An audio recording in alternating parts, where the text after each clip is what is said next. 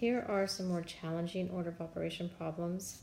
Please review the worked example at the top of the page and make sure that it's got the solution. Please review it and make sure you understand that before proceeding. And then do the highlighted problems. The answers are on the next page, but please try to solve them on your own. If you have a hard time with the highlighted ones, then you should probably review the answers on the next page and then attempt to do some more of the problems that are not highlighted on your own. If you can do the highlighted problems and get them correct and understand it well, then that's plenty. So hopefully you're not on this page unless you have already solved all the other problems on the first page on your own. If you have, then you can check your answers here. I show my steps so that you can see how it came to the solution. Notice that in D, let's see, highlighted right here, in this problem right here, I have some notes off on the side. Remember when you're multiplying numbers like a single digit with a two-digit number, that an easy way of doing that in your head, which is the best way to do it, is to multiply. You can take 20 and you can divide that in, you can split that into 20 and 6. And then you can multiply 20 times 5, which is 100, and 6 times 5, which is 30. Then you add the 100 plus the 30 to get 130. And here, 15 times 6, you can split the 15 into 10 and 5. So 10 times 6 is 60, and 5 times 6 is 30. When you add 60 and 30 together, you get 90. So try to use these mental math strategies. If you have a problem with that, please let me know. Here are some more challenging problems.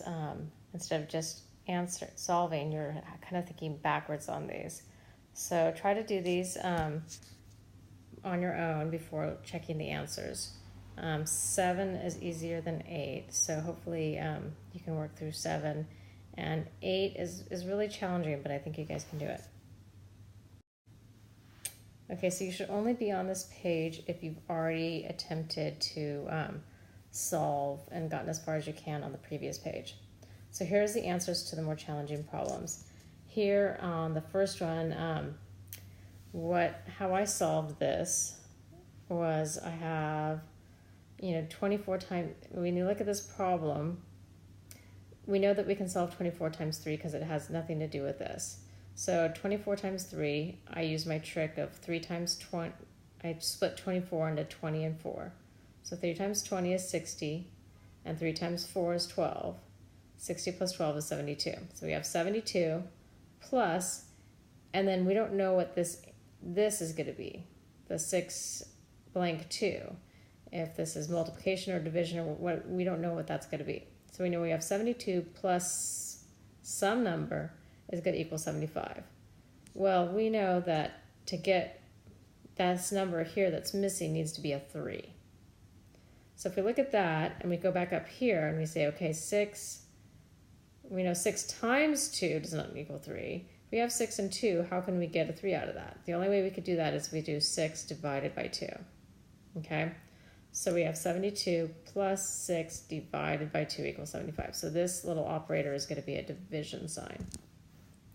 Okay, on the next one, we can look at this and we start to solve it. We have 54 plus, here we don't know what this is going to be. So I have a blank right there. 54 plus blank. And then here, it's minus 20 divided by 4. 20 divided by 4 is 5. Okay? And that equals 70. So we know that this number here, minus 5 equals 70. Well, we can move, we know that if we put these two numbers together, 75 minus 5 is 70. So we know that these two numbers together are going to be 75. Or we can move this 5 over to the other side and say, okay. So now we have 54 plus blank is going to be 75. Well, what number, if we add to 54, is going to be 75? We know it's going to be, we count up from 54, 64, 74. Oh, it's going to be 21, okay? So then if we look at 7 and 3, how can those two numbers combine to equal 21? 7 times 3 equals 21. So that one's going to be a multiplication. Okay. Now we get to a slightly more difficult one. Now this is really difficult. They're asking us to add brackets to this. So I'm going to shift the page up and we're going to look at this a little bit closer. So now, if we look at this, I took a while to solve this one. It took me a long time, and I started looking at it different ways. You know, first I just said, okay, well, what if we just, you know, I looked at a bunch of different things. I said, okay, what if we had 10 plus 15, which would be 25 times 5. So that would be 125. And then I said, well, what if we put brackets around that and added 15 plus 15? That's going to be 140 divided by 5.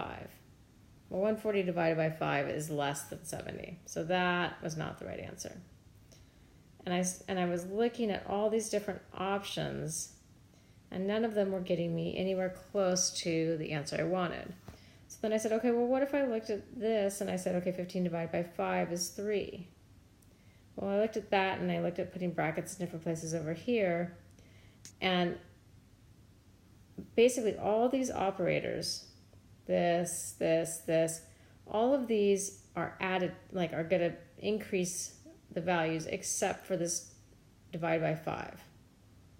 So I know that here, if I do this is going to be 3, and no matter how I combine these numbers, it's going to be more than 70, because 15 times 5 is 75 by itself. And any other way I combine it, these numbers are going to be larger than 70 if I keep these two numbers, if I do 15 divided by 5. So I just kept playing around with it, and I finally came up with the combination that seemed to work. And what the combination is, let me see if I can remember. Oh yes, so I put those together. So now we have, this is 20. And then I did this.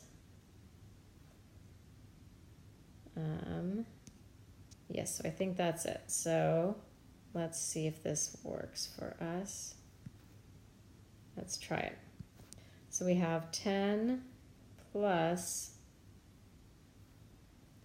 it's not very good writing, let me try that again, plus 15 times 20 divided by 5. So then we'd have 10 plus 20 times 15 is 300 divided by 5. So then we have 10 plus 300 divided by 5. We know that 30 divided by 5 is 6. So then 300 divided by 5 is going to be 60. So that comes up with our answer of 70. I know that's confusing. It took me a while. I had to keep trying brackets in different places and looking at the numbers, whether they were getting larger or smaller or close to the number I wanted. So that was, I think, the toughest one. Next one's a little bit easier. So I looked at this and I first said, okay, well, 18 divided by 12. If I did 18 divided by 12, I would not have a nice even number. So I didn't think that that was going to work for me. So then I said, okay, well, what if I looked at 12 minus 9? 12 minus 9 is 3. Okay, and then I said, okay, well, if I do 18 divided by 3, that's going to give me 6. 6 times 2 is 12. Well, that's not going to work. Well, what if I did this and put brackets here?